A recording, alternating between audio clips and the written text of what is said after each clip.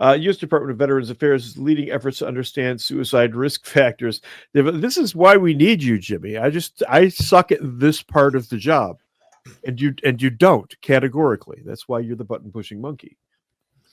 As part of its work, VA analyzes data at the national and state levels to guide the design and execution of the most effective strategies to prevent terror and suicide. And you suck at it. What does that tell you? You're doing it wrong.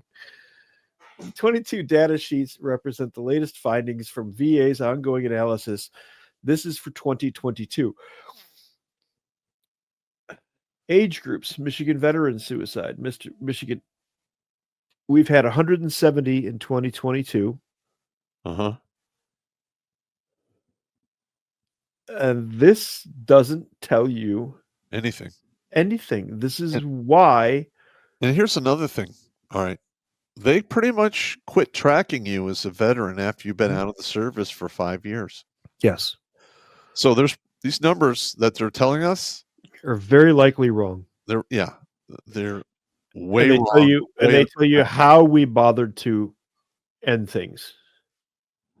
Firearms for veterans, really, that's not going to be a surprising chunk of data. Look, this took me, share this tab instead. This here is from the exact same data that the VA has available. And I did this in a very small amount of time using an Excel spreadsheet. Now, the VA is telling you that the only thing they can do, it's double sharing for some reason. This is very strange. Well, we can still see the...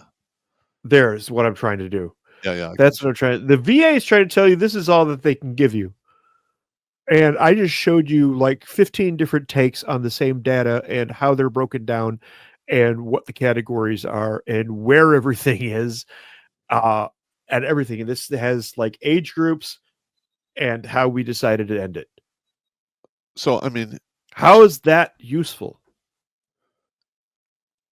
Well, one, it's not. And number two, we know the VA doesn't really give a shit about the veterans. You're literally just a number on a board until you die. Yes. That's it. Yep. I mean, I go to the VA every now and again, and, you know, I've never really had a good experience other than the emergency room down in Detroit. Really? The emergency room in Detroit, when I have to go there, I don't really have to wait 8 hours. I'm usually in, you know, on a bed within 20 minutes. Yeah. And, you know, they handle business, do what they got to do to help me out with my migraine headaches or whatever's going on. And I really can't complain. Now, I've never had to go in there for any like super serious stuff because in my opinion, I really don't want a bunch of C+ doctors cutting on me. Yeah. Yeah, I hear you. This one, the VA kind of did get right. This is useful data right here, but it's just the tip of the useful data. This is like the wrapping paper. The deaths between 2001 and 2022. Look at the spike. Huh. Oh, and then you can see it tapers off in 2020 and then rises again slightly after that. That period between 2008 and 2018, that's 10 years. That's 10 years of our brothers self-deleting. Yep. And these organizations can't tell you much about any of it. Well, they want to talk about gun violence. Well, here's the thing is they don't want to tell you the numbers because the numbers are just that fucking egregious. Yeah. Yeah. They can't bring attention to it because then people might become interested and want to know what the hell is going on. And people ask the questions like, what the fuck are you doing with all this money if you're not making it a difference? Yeah. It's like the Department of Education. You're throwing good money after bad money. Yeah. You're not seeing positive results, but you're raising the budget. Yeah, absolutely correct. Obviously, there's a disconnect somewhere, and they need to unfuck themselves. As much as we talked about the private NGOs that are working with veteran suicide issues, the most egregious candidate is far and away our own government itself, Yeah. Veterans Affairs and DOD. They're awful.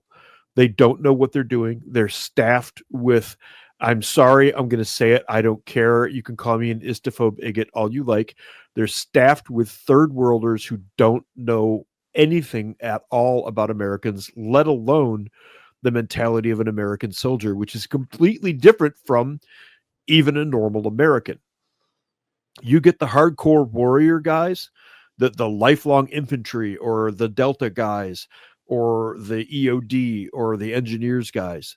They're wired completely different to a normal human being, to a Yeah. normal American. They're completely different creatures. And you can't tell me that some 60-year-old overweight Indian woman who smells like a bad curry salad with a clipboard and a pencil is going to know anything about this guy.